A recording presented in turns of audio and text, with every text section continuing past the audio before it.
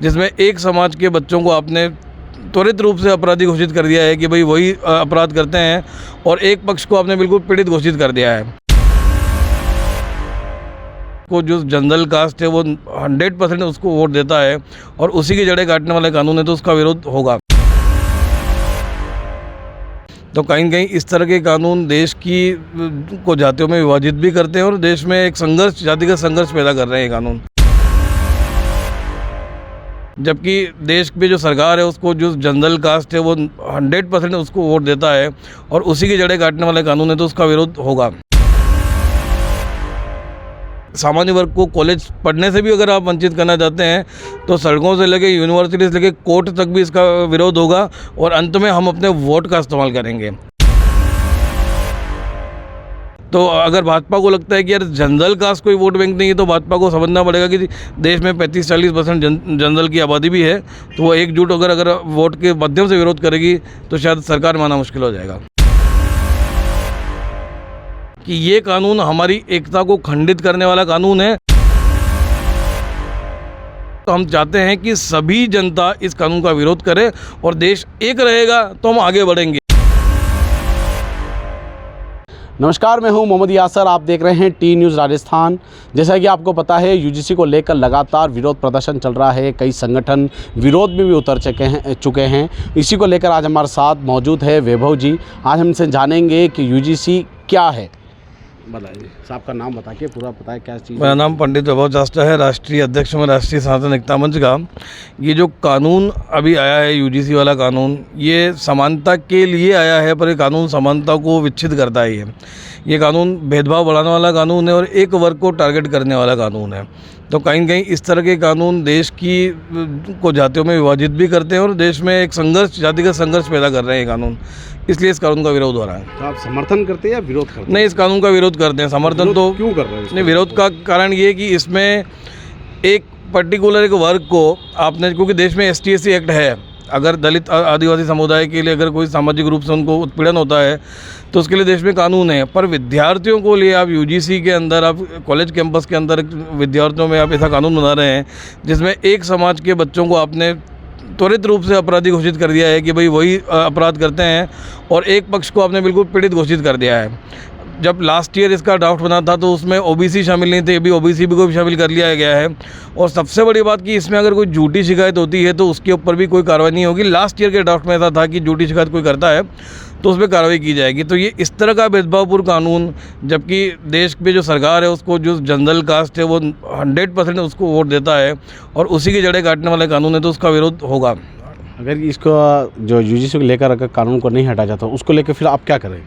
देखिए, कानून तो हटाना पड़ेगा सरकार को, क्योंकि ये एक तरफा लोकतंत्र नहीं है, ये लोकतंत्र है भी नहीं जो हो रहा है। लोकतंत्र का नाम इसको दे भी नहीं सकते हैं, क्योंकि ऐसा आप एक वर्ग को निशाना बनाकर इस तरह से, क्योंकि झूठी ST/SC एक्ट के अंदर भी झूठी शिकायतें भरमार आती है और भरपूर शिकायतें ऐसी आ रही है। तो आप एक सामान्य वर्ग को कॉलेज पढ़ने से भी अगर आप वंचित करना चाहते हैं तो सड़कों से लेके यूनिवर्सिटी से लेके कोर्ट तक भी इसका विरोध होगा और अंत में हम अपने वोट का इस्तेमाल करेंगे। जिस वोट के दम पे जो एक मुश्त वोट जाता है भाजपा सरकार को, और भाजपा उस बल पे हमेशा 3 बार से सरकार बना रही है, तो अगर भाजपा को लगता है कि यार जनरल कास्ट कोई वोट बैंक नहीं है, तो भाजपा को समझना पड़ेगा कि देश में 35-40% जनरल की आबादी भी है, तो वो एकजुट अगर वोट के माध्यम से विरोध करेगी तो शायद सरकार में आना मुश्किल हो जाएगा। कुछ लोग ऐसे भी हैं जिसको नहीं पता यूजीसी क्या है, तो उनको बताएं क्या चीज़ है यूजीसी। तो यूजीसी यूनिवर्सिटी ग्रांट कमीशन है जो सारी कॉलेजेस को और यूनिवर्सिटीज़ को मान्यता प्रदान करता है, और जितने भी कानून कॉलेज कैंपस के अंदर चलते हैं वो यूजीसी द्वारा बनाए गए होते हैं।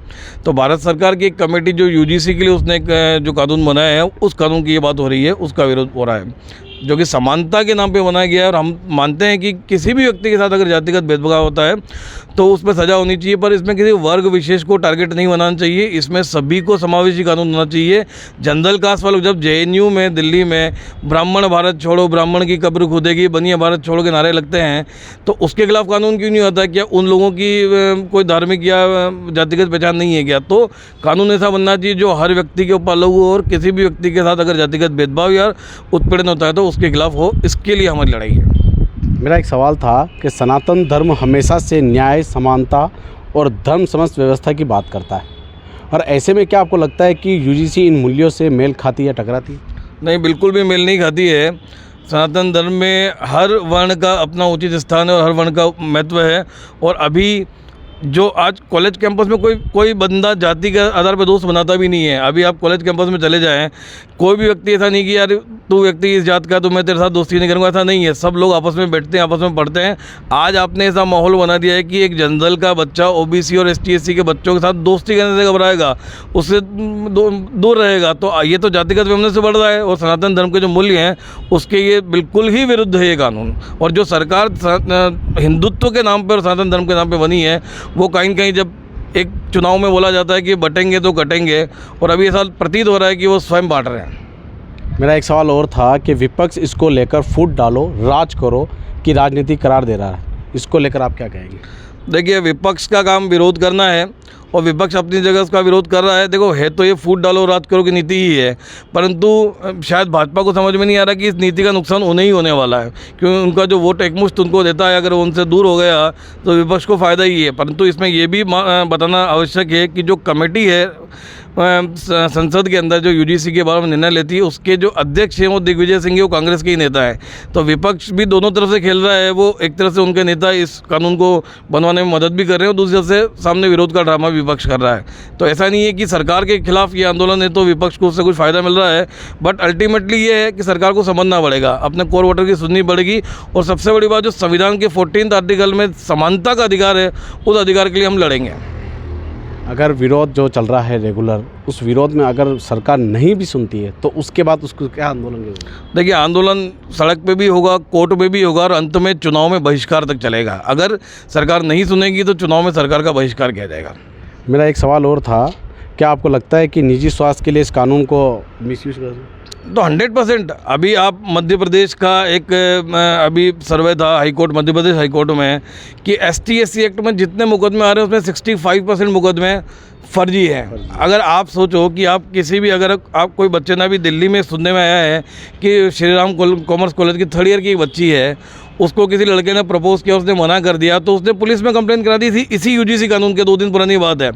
और उसने लड़की के फादर जबकि बीजेपी के पार्षद हैं, तो मतलब कहीं कहीं वो कर्मा रिटर्न आता है अपने ऊपर और 50,000 रुपये देके कुछ समझौता उन्होंने किया है। तो ये चीज़ मिसयूज़ 100% होगा इसका। अगर आप किसी नोट्स भी मांग रहे हो, आपको नोट्स भी नहीं दे रहा है, या कोई बच्चा आपसे अधिक पढ़ रहा है या अधिक प्रतिभावान है, तो उसके करियर को ख़राब करने के लिए बहुत उचित और बहुत आसान रास्ता है। तो मिसयूज़ का 100% होगा।